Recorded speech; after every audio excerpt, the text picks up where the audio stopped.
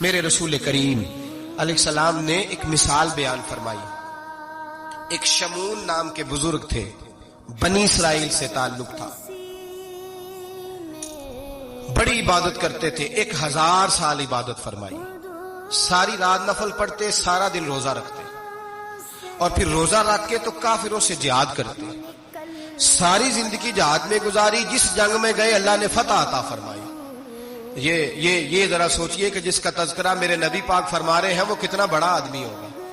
ولی اگرچہ بنی اسرائیل کے تھے لیکن اتنا زبردست ان کا جہاد کرنے کا طریقہ تھا، بڑا جہاد کیا، بڑی انہوں نے، کافر بڑے پریشان تھے کہ بندہ قابو نہیں آتا، بڑی دور تک بات گئی، بڑی جد و جہد کی، لیکن حضرت شمون علیہ رحمہ بنی اسرائیل کے ولی تھے، قابو نہ آئے. آخر ان کی بیوی کو خریدا. اللہ ماشاءاللہ جب کوئی بکنے پہ آتا ہے تو پھر وہ اپنے معیار کو قائم نہیں رکھتا، پھر لوگ گر جاتے ہیں معیار سے. بیوی کو خریدا، کہنے لگے تو نے اس کے ساتھ رہ کے کیا وقت گزارا ہے؟ کہنے لگی کوئی سکھ نہیں پایا، ایک وقت روٹی ایک وقت کی بھوک، درویشی کا درس دیتا ہے، کچھ بھی نہیں ملا. حضرت شمون علیہ رحمہ کی بیوی جب خریدی گئی، کہنے لگے جب یہ، چونکہ یہ کم سوتے ہیں اور جتنی دیر سوتے ہیں گہری نیند سوتے ہیں، جب گہری نیند سو جائے تو رسیوں کے ساتھ جکڑ دینا. امام غزالی علیہ رحمہ نے اس کو لکھا ہے، رسیوں کے ساتھ جکڑ دیا بیوی نے. حضرت شمون اٹھے نہ تو اپنے آپ کو رسیوں سے بندھا ہوا دیکھا، اللہ اکبر کہا، جب اللہ اکبر کہا تو ساری رسیاں ٹوٹ گئیں. بیوی سے کہنے لگے تو نے کیوں باندھا؟ اس نے پھر دھوکہ دیا.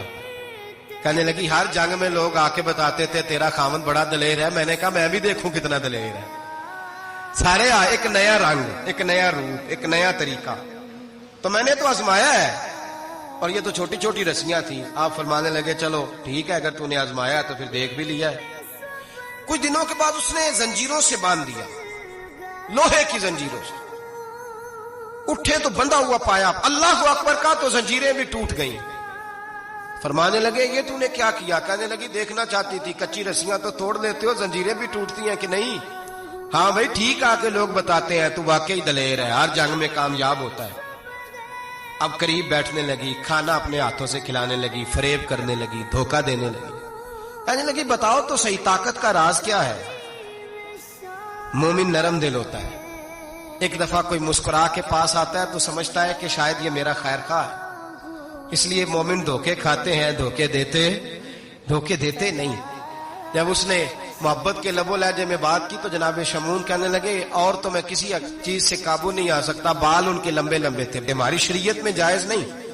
نبی پاک صلی اللہ علیہ وسلم نے زلفے کانوں تک کی اجازت دی ہے، کندھوں تک کی اجازت ہے. کندھوں سے نیچے بال آئے تو حرام لکھا ہے اعلیٰ حضرت نے، کندھوں سے نیچے جائز نہیں. ان کے بال بڑے لمبے تھے، بیٹھتے تھے تو نیچے دب جاتے. حضرت شمون کہنے لگے مجھے دنیا کی تو کوئی طاقت نہیں باندھ سکتی، ہاں میرے بالوں سے مجھے باندھ دیا جائے تو پھر نہیں میں اٹھ سکتا. بس اس کے ہاتھ بات آ گئی، اس نے کھانا بھی کھلایا، اس نے بستر بھی بچھا کے دیا، پیر بھی دبایا. جب سو گئے تو اس نے ان کے بالوں سے انہیں باندھ دیا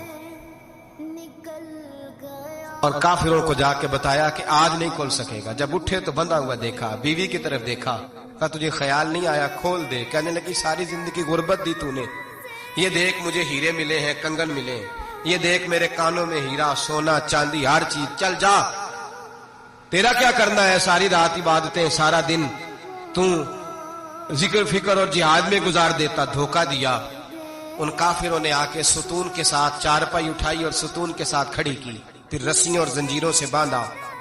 اللہ کے ولی کا سب سے پہلے ناک کاٹا، پھر تلوار کے ساتھ کان کاٹے، پھر آنکھیں نکالی.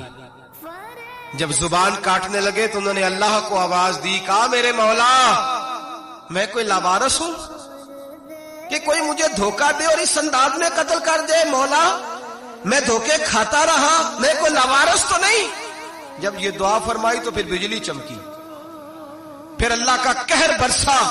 امام غزالی فرماتے ہیں وہ کافر جو آئے تھے وہ جلے، اس طرح جلے کہ ان کی ہوا بھی اڑ گئی. اب وہ بی بی دوڑی آئی اور پیروں میں بیٹھی، کہنے لگی بخش دو. آپ فرمانے لگے ساری زندگی میں تیرے دھوکے کھاتا رہا، اب اللہ کی لاٹھی چلنے لگی ہے، اس کی آواز نہیں ہوتی، اب تو خدا کے حوالے ہے. پیروں سے آگ چلی.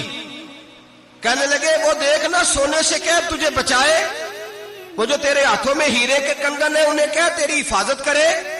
اب وہ جو تیرے کانوں کے اندر سونے چاندی کی بالیاں اور کانٹے ہیں اور جھومر ہیں ان کو کیا تجھے نجات دلائے؟